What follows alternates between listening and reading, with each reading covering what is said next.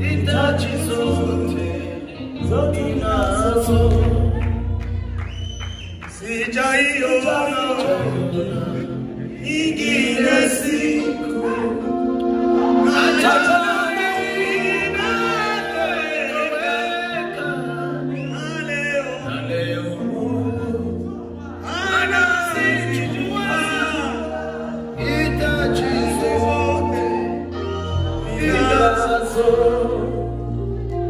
maua yote yanayafika na ndege wote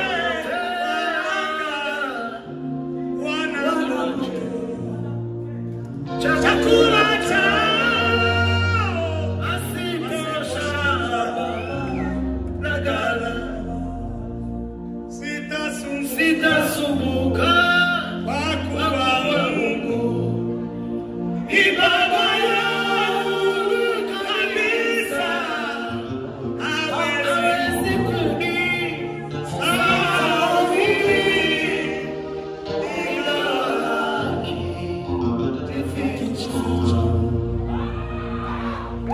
Imana iduhaye umunsi mwiza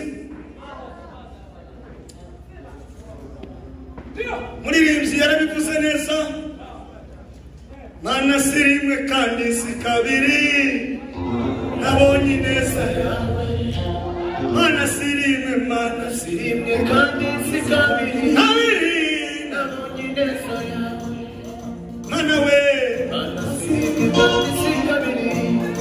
nabonye neza yawe Mana si rimwe we Mana si rimwe kandi si kabiri nabonye neza yawe Aramarira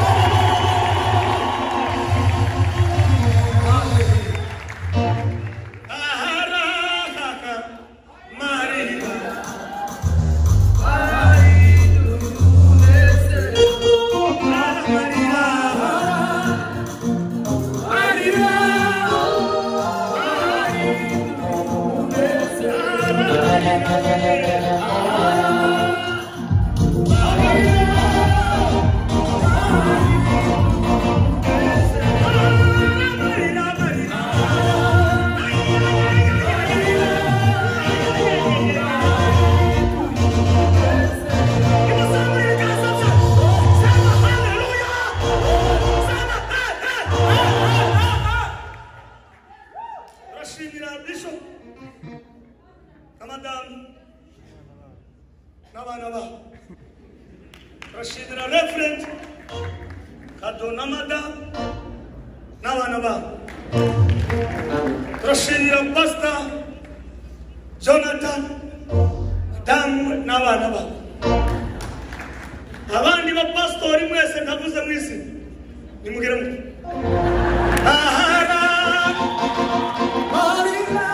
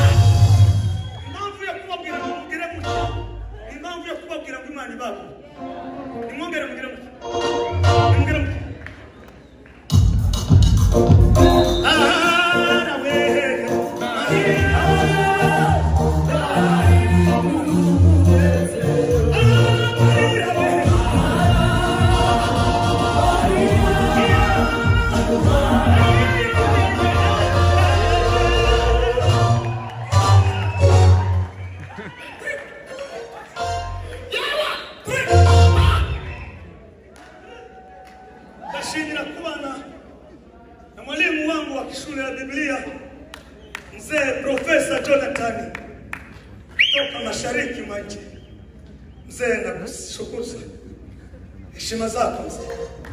Mungu. Biblia inasema utakapokuendelea usisahau waliokutangulia katika huduma, tena na waliokufunza. Ukakaa kwa chuo cha shule, akawa mwalimu wako. Sababu kujua si kama umezaliwa nako, kwa sababu ulipata mfunzi atakaye kufundisha. Daga rusemu Kinyarwanda cha ni mungere mutwe. Shimira abantu bose bakunda Foursquare. Abari muri Amerika, abari i Buraya, abari Australia, abari South Africa, abari Korea y'Epfo ni ya ruguru. Mukomere Imana mashallah.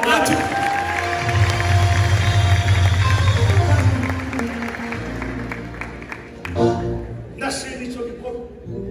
Ukubona umuntu ukunda akamufuru waziniza kaje gukurikirana mu gitondo n'ingoro nta kintu cyiza nk'icyo. Revera akaba yavuze ngo abantu barakunda naje ndabizi kandi sinabisengesha cyakora ndiri muri wako babonegeze kubwira Imana ngo Mana ahantu uzagera hose mu gihugu uwo waremye ku isi nambona akunda ijuru n'amatari yarikoze waherukana gakera nyamara none ko dusubiye kuba reka mabasi mwebwe ndi mwari mumvumbuye sewa narakumbuye ngarumugora namwe ngasi wabaye gute ndamubwira gusa ngo mvumbuye abera bose ku isi ariko cyane mvumbuye mu Rwanda none nahageze umutima waje urayize icyanzanye iyi turu naje kubashimira abanyarwanda n'abanyarwandakazi ku bikorwa mwakoze kugira ngo mumfashe gushingira umukobwa waje kwendeza.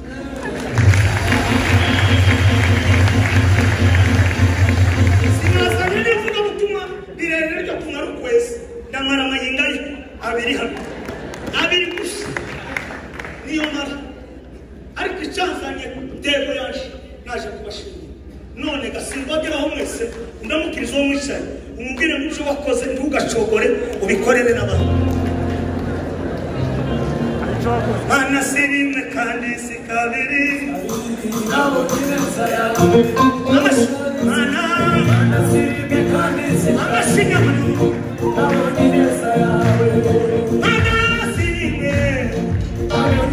Mana sirimwe kandi si kabiri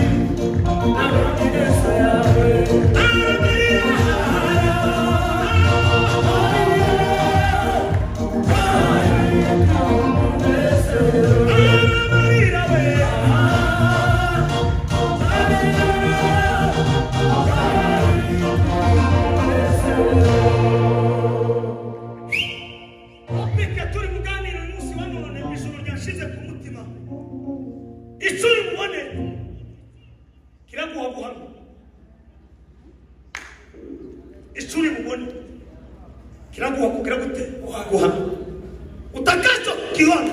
kitakupa ushuhuda. Turangure Biblia. Tuma kwa Yesu Kristo kwa bwanditswe na Luka mutakatifu. Samani nayo Luka turayisoma ariko reka tubanzirize muri Luka ibice 5 umurongo wa 13 na 14 hanyuma turasoma Yohana 19:34 ni 3:5 tuhere muri Yohana niho hakubiye topic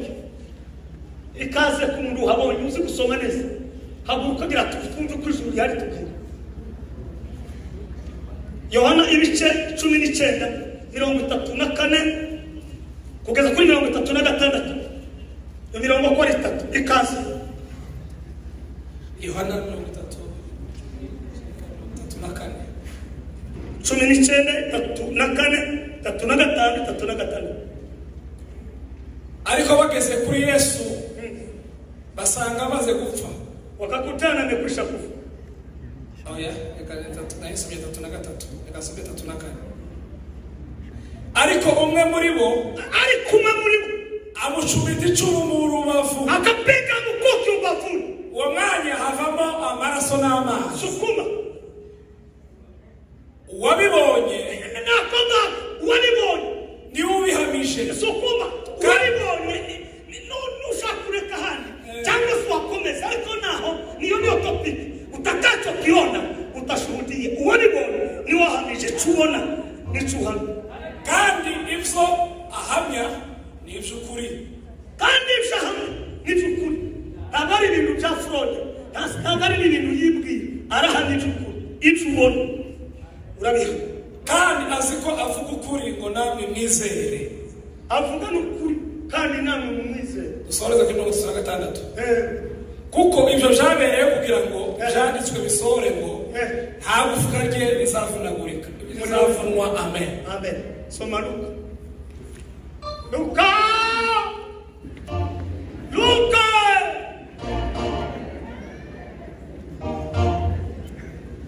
Icharita murongo 13 Yesu arambura ukuboko amukoraho ati ndabishaka kira muri ako kanya indwara y'umuvamo amen manuka hepfo aramwihanangiriza cyane ngo atagira uwo abibwira ati ahubwo genda wireke umutambyi uture n'ituro ryo kwihumanura nk'uko Mose yabitegetse ngo bibabere ikimenyetso cyo kubahamiriza yuko ukize nyamara inkuru ye irushaho kwamamara nyamara inkuru ye irushaho kugira ngo kwamamara ibyo ubona urabihamya icara amen lakini muri indirimbo nahibye nashimye kubona umubyeyi wacu Dr. Mwalimu mzuri. Mzee nashukuru kuona. Sasa msije kukula. Wewe alitaka. Naye ndio lole mlolo mani. Naye mkama mkomo. Asante. Uitwa kwa Samueli. Mwana wa Elukana. Ulitokana na mama yake Ana. Tuangalia.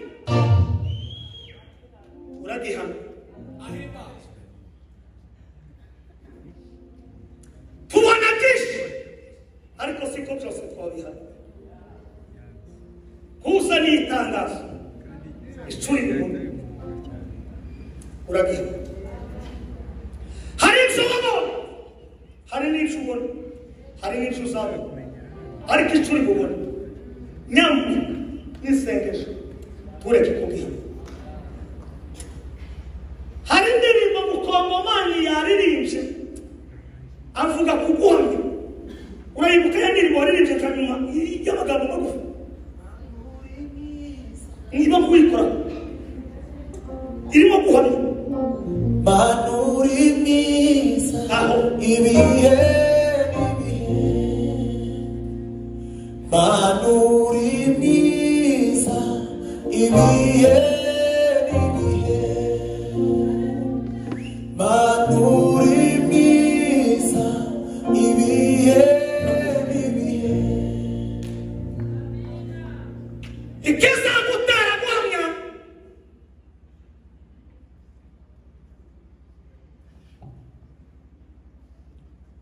suka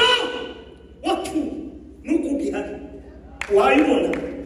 wakuremye ivyo yagukoreye tuhamya mu nzira zitanu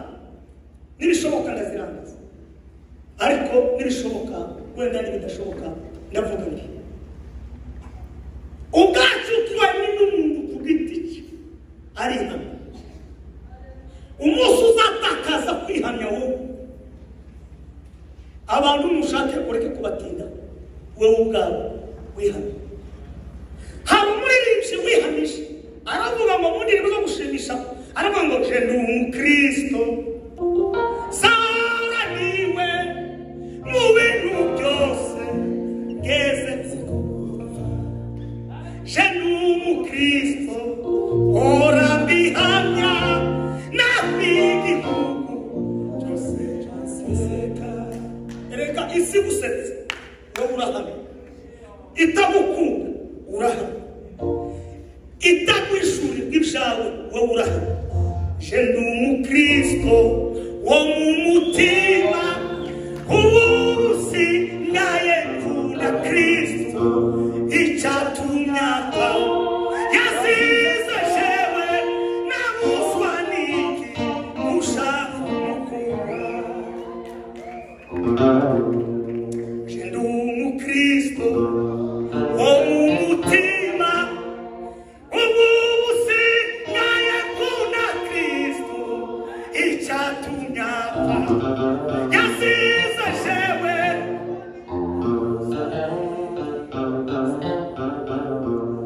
undi mwanditsi araririmba aranabivuga ngo nabambanywe na kristo none ubundi ho nyamara sijuriho kristo muri ijuru ni Paulo wabivuze Paulo yaramaze kwishura muri Nikota amenya kuko Daudi Mungu wamuhamiriza kristo iteka ryose gutegereza kuko ari umuntu uzamuhamiriza kristo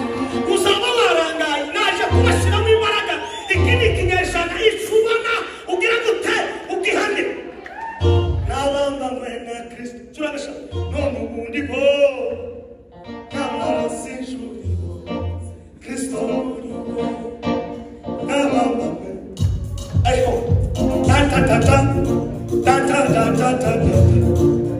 kristo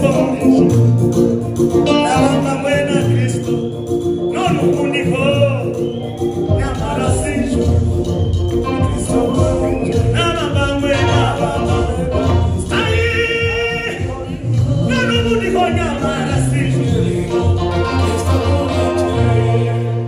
iyo ngiye guhamya kristo iyo ngiye guhamya icyo wabonye tuza wibuka pase Pawulo yari yarapase akareba aho yakuye nuko yagiriye abantu nabi ntiyari kumuhamya ariko abona aho yakuye n'ahari aravuga ngo nta muntu ugomba kurangara hano nabambanywe na kristo none ubu ndiho nyamara sinjuriho ni kristo uri muri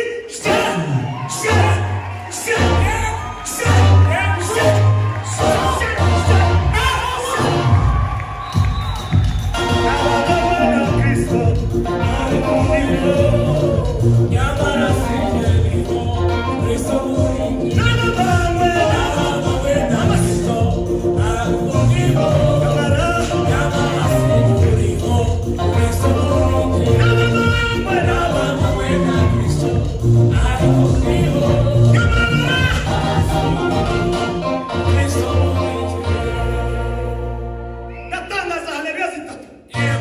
ibyo umaze kumubonaho ibyo umubonaho ibyo uzamubonaho nturangare kugira ngo Imana ikugarure uza winjira mu kumuhamya kuko ni umugabo utagomba kugira isoni hejuru yiwe ibyo yagukoreye n'ibyo yakoreye ni ukuri ko Imana nimuzamure ibiganza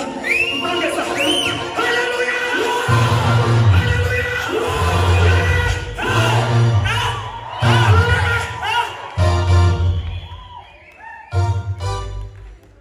navuye mu rugo navuze ngo nditonda ariko usanga hano hatse umuriro umuntu atabasha kwitonda nimwongere muzamure ngere gukomeza haleluya kuhamya ku giti cyawe bivanamo n'amagambo abiri icya mbere ni ugwishurirwa icya kabiri ni ukubona ubunini bw'Imana icyo yakoze ku buzima bwawe wakati utaona grandeur ya Mungu ukubwa wa Mungu kwa kazi aliyofanya kwa ajili yako haba no mwisho nicho chake usanga umuntu karosi mshambari mu gikoni abango mana ngirira neza umugirira abandi eregiyo mana bakazagana mu bari yarasaze naho arimo kutekereza ubunini bw'ikiri bw'Imana yakoze ndagutangarije muri uyu mugoroba ugenda uvuduke umuntu Imana imaze gukorera umaze kubona hari ikindi gihe cyo guhamya ikindi gihe cyo gutangaza ibyo Imana yakoze ibyo Imana yakoze hari umuntu wakomeye Imana bashimira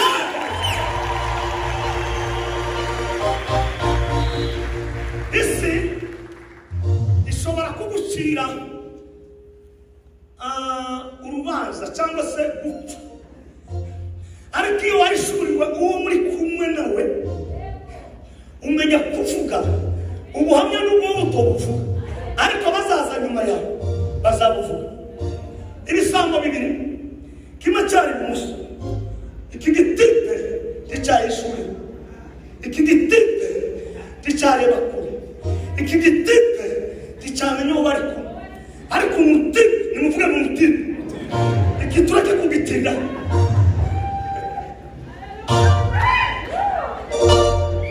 ubimenya niba ubuzima bwiza n'amahoro ashira ndanezerewe nimuzamure ibiganza haleluya ubuzima bwawe urakoze kandi umugabo uzi ku ishuri akiri uko nari ndagiye kureba hano akora umugabo Imana izaguha imvanga izaguheza amafaranga nimugire mucyo nimutungane ibiganza uzabyara impanga z'abahungu kandi reka nkubwire sha genda ubyara izo mpanga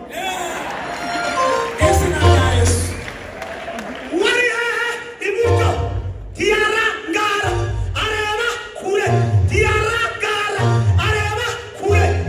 aravuga ngo umve umuntu uzi kuvuga umuntu ugira password n'ibitekerezo kureba kure ibyo ubona ibyo bikuguhamya umbabarire ikae kidogo kwanza hapo haona kazi sasa hapa imeshuka la verite ile linambwira ngo ahitasha muri systeme y'imvugo yo kwicisha bugufi ngo bwira Yesu nguzanifuke ubwira ushaka gukomera n'uhura n'ukomera ukomeye tukavuge ngo ndashaka kukubona uravuga ngo nimba byashoboka nasabaga ko mwazaturebera umwanya tukavuga none uvuga ngo ndashaka kukubona abatasi umutipe iwa ntamenye isi yayigeze niba byashoboka Mungu akoresha terme nziza igomba gukoreshwa abakristo muri iki kinyejana iteka ryose abo muturanye nabo mudaturanye abo muvugana nabo muri kumuri serivisi ikakuvuga neza kuko ndahuzi icyo uzabona kizakorerwa mu bantu ubuhamya bwawe bugaturuka aho ngaho aramubwira ngo uzanibuke igihe uzaza Yesu aramubwira ngo ayino imvugo yawe ukuntu yaje ampresa ntabwo jewe uvuze afitire usubize muri afitire ndagusubiza ampresa uyu munsi wa none turabana nawe hehe yarahamije cyangwa ndibahamije mundamukiriza umubwire ngo ibyo ubona ubihano n'abambawe na Kristo none ubudiho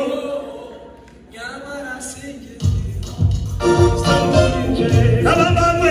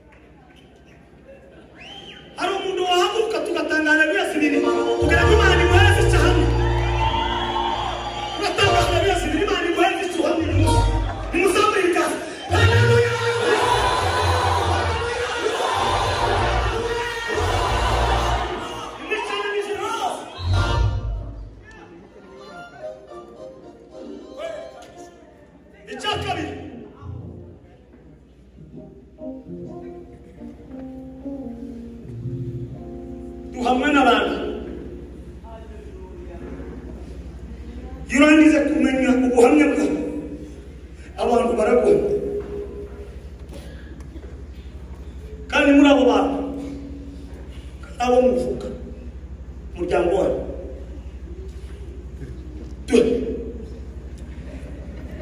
abo mutura tuwa abo musenga kata government say vuga ngwisi aho n'atukore kandi ni wabahande hoya ubuhamya bwasuzamo wowe ubwamuzihamya number 2 abana n'abasarwa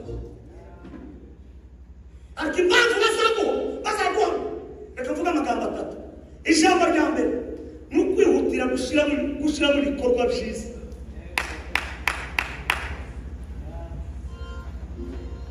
Dawudi aravuga ngo se ntawe wasigaye mu muryango wa Sawuli ngo mugirire neza ubwayo isi yari yamutayiro deba aho bahera guta iyo nisi ariko hari umuntu wabibonye kandi uzashakisha ubuhamya mugirire neza no kuvuga ngo ibikorwa isoshobora gukora wowe ukavukana byatuma ubona password yiri kuvugana sukuma batandala banda radebari kwa makiri mwene amiriye aravuga ngo hari agatipe kase kitwa Mephibosheth kariro deta kuremereza ahantu n'abantu ariko ubuhamya n'ibyo babo ayiwe abantu kuremereza ngo ni gice ariko ijuru ryakure ntirirakwita gice n'imvugo y'abina ariko ijuru igira imvugo ya isaha y'igeze hari abantu ibyo ubona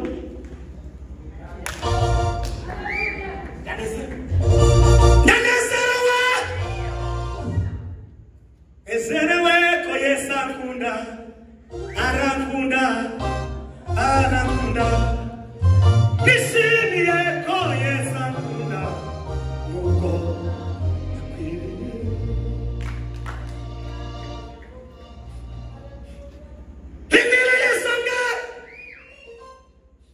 bindira yasanga muri pase uwirukanye n'imuganinde ni Dawudi Imana idamobiriza pase y'ijambo yavuze yo kwirukana ibimuga n'agatipe nikande Mephibosheth gawe bisanganya baragahanura kabakamu katanga iyo deba Imana idamobiriza ijambo umwana yavuze ngo mubakure muri tawe mubajane igihe ngo kige ibyo yakora birakaba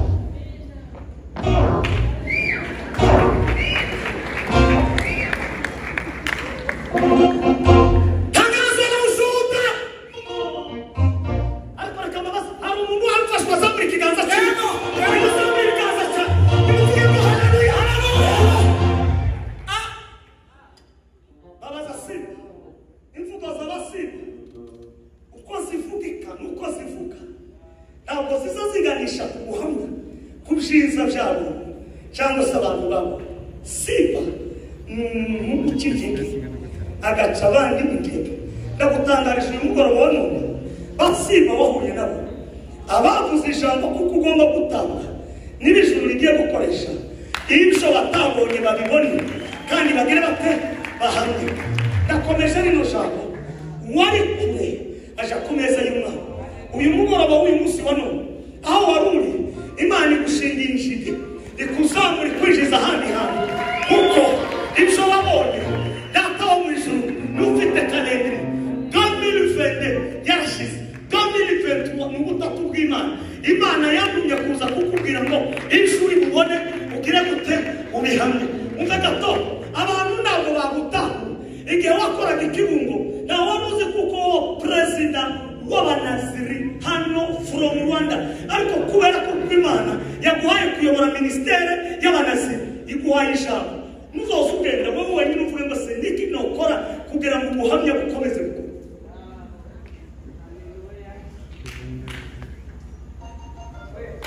balima kapiyata yatakuwa matani